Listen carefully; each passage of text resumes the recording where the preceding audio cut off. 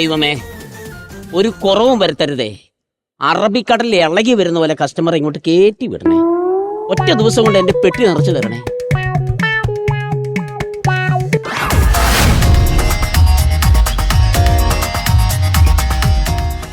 സാറേ സാറേ എനിക്കൊന്ന് പോണം സാറേ.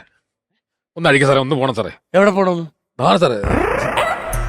നാണാവൂലടാ. എന്താ സാറേ? എടാ എന്ത് ബാത്റൂമാടാ, എന്ത് വൃത്തികെട്ട ബാത്റൂമാടാ, എന്ത് സ്മെല്ലാടാ. എന്നിട്ട് അതിനകത്ത് പോകാൻ നടക്കണം. എന്താ സാറേ ഇപ്പൊ എനിക്ക് ഇത് മേടിച്ചിട്ട് 2 ദിവസം കഴിച്ച് മറച്ചു വിട്ടിട്ട് പൈസ ഉണ്ടാക്കാനൊന്നും അല്ലല്ലോ. എന്റെ ശരീരത്തിൽ ആവശ്യമില്ലാത്ത, ഒട്ടുമേ ആവശ്യമില്ലാത്ത 2 വസ്തുക്കൾ അവിടെ നമ്മൾ കളയുന്നു. അല്ല വേറെ എടാ ആറ്റി കളഞ്ഞാൽ അളന്ന് കളയണമെന്നാണ്. എന്തൊക്കെയാ സാറേ ഈ പറയുന്നത്? ഒന്ന് വിട് സാറേ. വേണ്ട വേണ്ട വേണ്ട, പോവാ.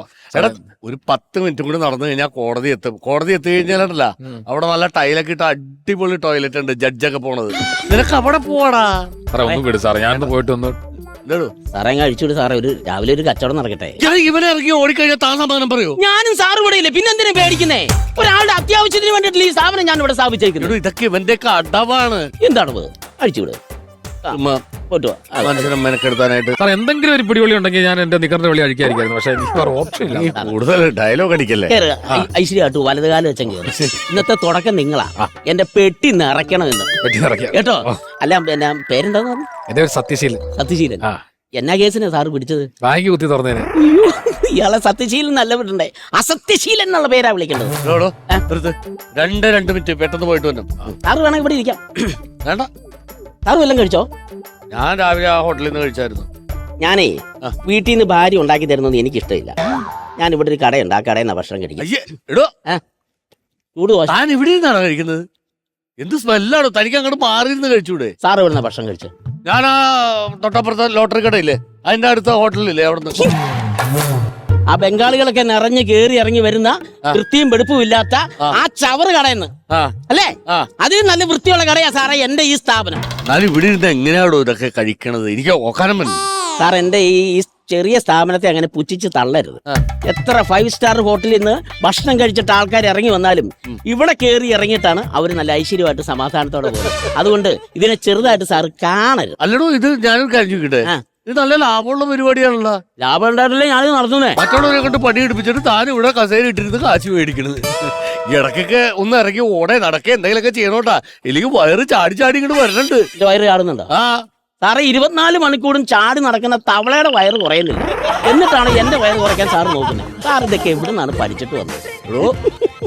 അവൻ കേറിട്ട് കാണുന്നില്ലടോ, ഞാൻ പോയിരുന്നു നോക്കണോ? എന്റെ സാറേ, ഒരാൾ അതിന്റെ അകത്ത് കേറുമ്പോഴാണ് സമാധാനം കിട്ടുന്നത്. അയാൾ സമാധാനത്തോടെ അവിടെ ഇരിക്കട്ടെ. ഫുൾ ടൈം ഇതിന്റെ പിന്നാലെ വിലങ്ങുമായിട്ട് നിൽക്കുക. പിന്നെ എന്നാ ചെയ്യുന്നത്? എന്തോ കണ്ടോ, സിനിമാ നടികളാണ് എന്റെ സ്ഥാപനത്തിൽ വരുന്നത്, മനസ്സിലായോ? തന്റെ സെലിബ്രിറ്റീസ് ഒക്കെ ഈ മാട്ട ഇതിനകത്ത് വന്ന് മുതലൊഴിക്കും. മാട്ടാന്ന് സാർ പറയുന്നത്. എത്ര സെലിബ്രിറ്റി ആയാലും മുട്ടി കഴിഞ്ഞാൽ നേരെ ഇങ്ങോട്ട് വരും. അതല്ലേ നമ്മുടെ സിനിമാ നടൻ നോബിയില്ലേ, എന്റെ സ്ഥിരം കസ്റ്റമർ. പിന്നെ അതുപോലെ എലീന പടിക്കല്, ഡയാന, ശ്രീവിദ്യ, ഇവരൊക്കെ ഇവിടെ കേറുമ്പോ വരുന്ന മുഖം എങ്ങനെയാ വരുന്നത്. ഇറങ്ങി പോകുമ്പോ എന്തൊരു ഐശ്വര്യം. എനിക്കൊരു വിഷിങ്ങും ടിപ്പും ഒക്കെ തന്നിട്ട് അവര് പോകുന്നത്. സാർ ഇതിനെ അങ്ങനെ നിസ്സാരമായിട്ട് സാർ കാണരുത്. ഓരോന്നിനും ഓരോ വില കൊടുക്കണം. Hello madam, where are you going? അയ്യടാ, ഞാൻ വേറെ ആരുടെയും കൂടെ പോയിട്ടില്ല.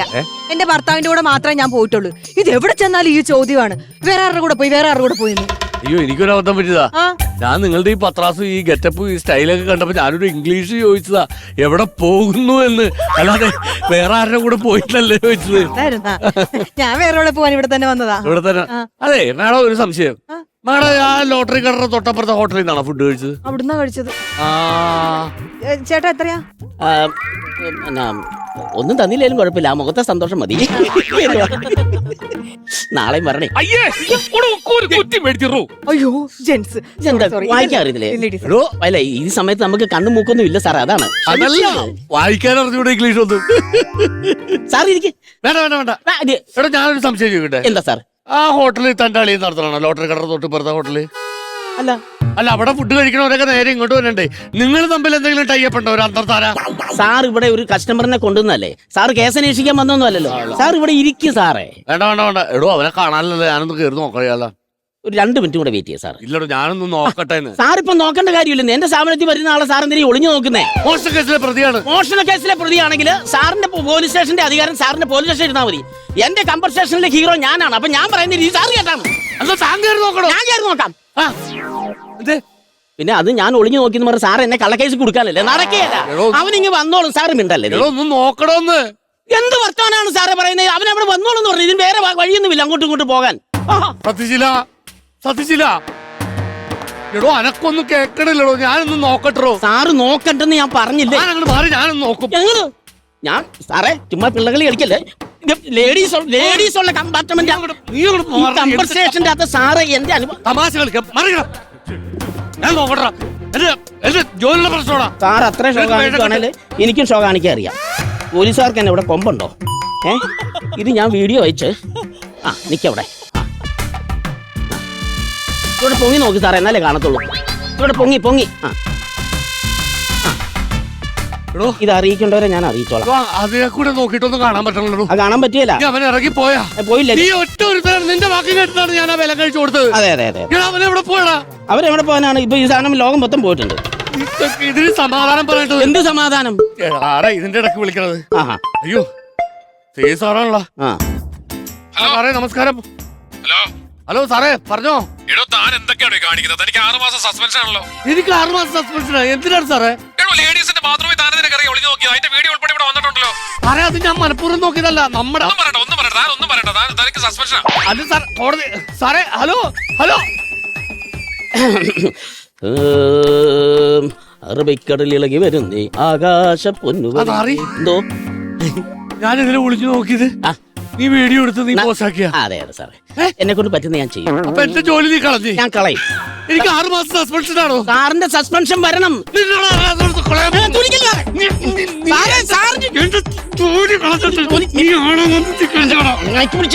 ഞാൻ പറഞ്ഞേക്കാം.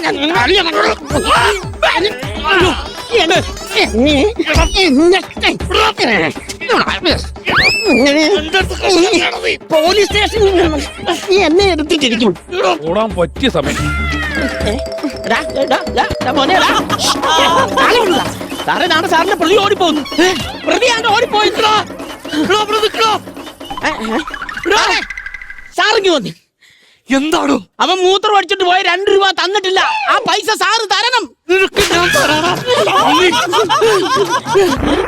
അയ്യോ പേടിക്കട്ട.